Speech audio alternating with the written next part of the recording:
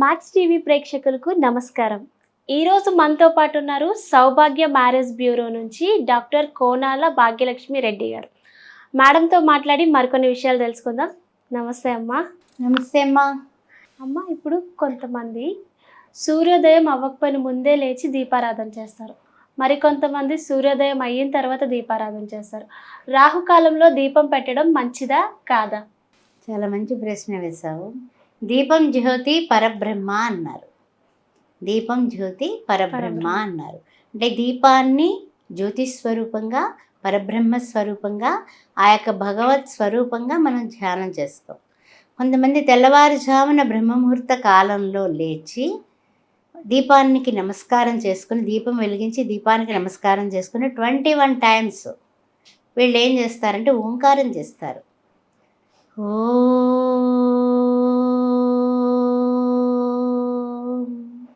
అంటే మన యొక్క నాభి స్థానం నుంచి ఈ ఓంకారం, ఆ ఓంకారంలో ఉండేటటువంటి ఏదైతే ప్రణవనాదం కదా ఇది, అది ఆ వైబ్రేషన్స్ మొత్తం ఇల్లంతాయే కాదు, అక్కడ ఉన్నటువంటివన్నింటికి కూడా పునీతం చేసి నీ శరీరంలో ఉన్నటువంటి 21,000 నాడీ మండలాన్ని అంతటినీ కూడా శుభ్రం చేసేది ఓంకార ప్రక్రియ. అయితే ఈ ఓంకారం 21 టైమ్స్ మనం చేసినట్లయితే అక్కడ ఉన్నటువంటి ఆ బ్రహ్మముహూర్త కాలం అంటేనే పవిత్రమైనటువంటి కాలం. అక్కడ ఏమవుతుందంటే ఓంకారం అంటే అర్థం, అంతరార్థం, పరమార్థం ఏంటంటే అకార ఉకార మకార తత్వమే ఓంకారం. అలాంటి ఓంకారాన్ని మనము ఎప్పుడైతే చేస్తామో మనలో ఉన్నటువంటి నాడీ మండల వ్యవస్థ అంతా కూడా చైతన్యం అయిపోతుంది. మీలో ఉండేటటువంటి రుగ్మతలు ఏమున్నా, బీపీలు, షుగర్లు ఏమున్నప్పటికీ కూడా అన్ని విధాలా కూడా యోగవంతంగా మీకు అంటే మీరు పర్ఫెక్ట్ అయిపోతారు. ఫస్ట్ మీ హెల్త్, మీ వెల్త్ అంతా కూడా మారిపోతుంది. అందువల్ల బ్రహ్మముహూర్తం వేళ దీపారాధన, ఓంకారం చేయడం అనేది చాలా ముఖ్యమైనటువంటి విషయం. సరే, అంతా బాగానే ఉంది అన్ని విధాలా కూడా. కానీ మరి ఈ యొక్క బ్రహ్మముహూర్తం వేళ చెయ్యడానికి తొందరగా లేచేవాళ్ళు ఉండరు. ఇప్పుడు మీ పిల్లలు ఉన్నారంటే తొందరగా పొద్దున్నే ఎవరు లేవరు. మా పెద్దవాళ్ళు అయితే లేవగలుగుతామేమో కానీ మీ వాళ్ళు లేవరు. లేవకపోతే మరి ఏంటి పరిస్థితి అంటే కనుక తెల్లవారుజామున లేచి ఓంకారం చేసుకుని దీపారాధన చేస్తే, దీపారాధన చేయడమే కాదమ్మా, జ్యోతి దర్శనం అంటారు. దీపం జ్యోతి పరబ్రహ్మ కదా, ఆ జ్యోతిని మన శరీరంలోకి, మన యొక్క ఇంట్లో ఉన్నటువంటి మనుషుల్లోకి, ఆ తర్వాత మన యొక్క హితులు, సన్నిహితులు, ఇంకా బంధువులు ఎవరైతే మనకి కష్టం కలిగించే వాళ్ళు ఉన్నారో వాళ్ళందరూ కూడా ఈ వెలుగులో ఉన్నారు సుమా అని మీరు మీ శరీరంలో అవయవాలకి ఆ జ్యోతిని, ఆ దీపాన్ని వెలిగించి అదేవిధంగా అందరికీ కూడా మీరు పంపించినట్లయితే ఎలాంటి నెగటివ్స్ అన్నీ కూడా మీకు ఈ జ్యోతి రూపంలో ఉన్నటువంటి భగవంతుని యొక్క పరమాత్మ వైబ్రేషన్స్ ద్వారా వాళ్ళల్లో మార్పు తెస్తాడు. అందువల్ల తెల్లవారుజామున దీపారాధన చెయ్యండి అంటూ ఉంటారు. సరే, లేదండి మాకు అంత టైము, మేము అంత లేవలేమండి, 4ంటికి వదిలేస్తాడు, మంచిగా హ్యాపీగా కలలు కంటూ ఉంటాం మేము, అప్పుడు లేవడం కష్టం అండి అంటే పోనీ 5 అంటే కష్టం అండి, 6 కూడా లేదు అంటే అంటూ ఉంటారు. దేవతా స్నానం అంటారు. అది 4 నుంచి 5 చేస్తే దేవతా స్నానం, 5 to 6 మనుష్య స్నానం, 6 తర్వాత 7 గంటల తర్వాత చేసే స్నానాలన్నీ కూడా రాక్షస స్నానాలు. అందువలన ఇవన్నీ కూడా మీరు ఆలోచించుకున్నట్లయితే కనుక దీపారాధన కానీ, జ్యోతి రూపంలో భగవంతుడిని దర్శించాలన్నా ది బెస్ట్ టైము బ్రహ్మముహూర్త కాలం. సరే, జ్యోతిని వెలిగిస్తున్నాం, దీపారాధన చేస్తున్నాం, ప్రొద్దుట చేస్తున్నాం, మరి సాయంత్రం చేస్తున్నారా? సాయంత్రం చెయ్యరు కొంతమంది. ఏదో ఉదయాన్నే గబగబా 2 ఊదత్తులు వెలిగించేసి శుక్లాంబరధరం విష్ణు శశివర్ణం చతుర్భుజం ప్రసన్న వదనంజాయ్ సర్వ విఘ్నోపశాంతయ్య అయిపోయింది పూజ. అట్లా కాదు. మీరు దీపారాధన చేసేటప్పుడు ఓంకారాన్ని కనీసం 3 టైమ్స్ చేసుకోండి. చేసుకుని దీపం వెలిగించండి. అప్పుడు శుక్లాంబరధరం విష్ణుం శశివర్ణం చతుర్భుజం ప్రసన్నవదనం ఛాయే సర్వ విఘ్నోపశాంతయే అని చిన్న బెల్లం ముక్కను నివేదన చేయండి. పాపం ఆయన ఏం చేశాడు? మనం మంచిగానే వండుకుని తింటున్నాం కదా, అందుకని దేవుడికి కూడా చిన్న బెల్లం ముక్కో లేకపోతే ఏదైనా సరే పటిక బెల్లమో ఏదో ఒకటి పెట్టేసి 2 అగరత్తులు వెలిగించి నమస్కారం చేసుకుని ప్రదక్షిణం చేయండి.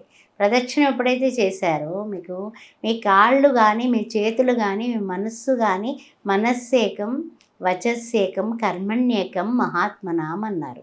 ఎప్పుడైతే దీపారాధన చేసి మీరు ముమ్మారు ప్రదక్షిణాలు చేశారో భగవంతుడు మీతో మీ మీ వలన మీ మీ యొక్క సంగమంలో భగవంతుని యొక్క ధ్యానము డెడికేషన్ కంప్లీట్ ఆ యొక్క జ్యోతి రూపంలో ఉన్నటువంటి పరమాత్మకు చేరుతుంది. అంటే పాజిటివ్స్ పెరుగుతాయి. బ్యాంక్ అకౌంట్లో మీకు డబ్బులు పెరుగుతాయి. ఏం డబ్బులు?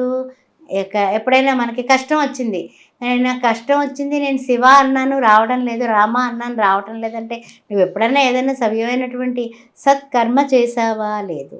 మాటలతో ఎవరినైనా ఎక్కువ సంతోషపెట్టావా? లేదు. పోని మాటలతో చేయట్లేదు. ఎవరికైనా సేవా దృక్పథంతో గుప్పుడు అన్నం పెట్టావా? లేదు. పిల్లికి చెయ్యి కూడా విదిల్చను, కాకి కూడా విదిల్చను. మరి ఎప్పుడు భగవంతుడు నీకు వస్తాడు? అనేక రూపాల్లో వస్తున్నాడు దేవుడు. ఎదురుండా ఉన్న వాళ్ళలో ఉన్నాడు దేవుడు, నీ పక్కనున్న వాళ్ళలో ఉన్నాడు దేవుడు. రోడ్డు మీద నడిచి పెడుతుంటే చైతన్య స్వరూపంగా కుక్కలో ఉన్నాడు, అన్నిటిలోనే ఉన్నాడు కదా. దేనికైనా నువ్వు ఆహారం పెడుతున్నావా? దేనికైనా సేవ చేస్తున్నావా? ఏ గుడిలో అయినా సరే దీపం వెలిగించి వస్తున్నావా? దీపం వెలిగించిన తర్వాత అక్కడ ఉన్నటువంటి వాళ్ళకి చిల్లర నాణ్యాలన్నా వేయగలుగుతున్నావా? ఇంతటి పరిస్థితి ఉంది. అందువల్ల దీపారాధన చేయడంలో చాలా చాలా రకరకాలైనటువంటి విషయాలు ఉన్నాయి. కొంతమందికి చాలా దృష్టి దోషాలు ఉంటాయి.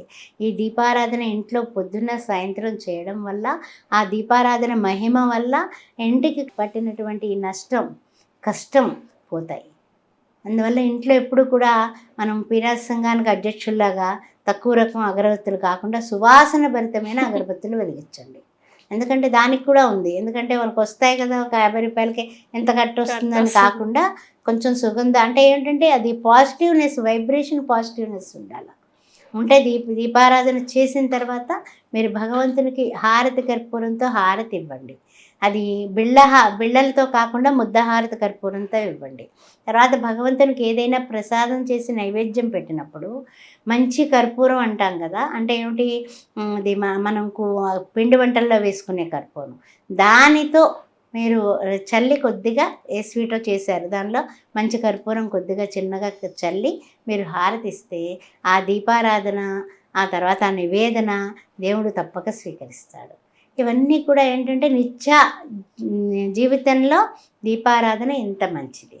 అయితే సాయంకాలం పూట ఎన్ని గంటలకు చేసుకోవాలి దీపారాధన? సాయంకాలం పూట్ల చక్కగా 4:30 నుంచి 6 గంటల వరకు మీరు దీపారాధన హ్యాపీగా చేసుకోవచ్చు.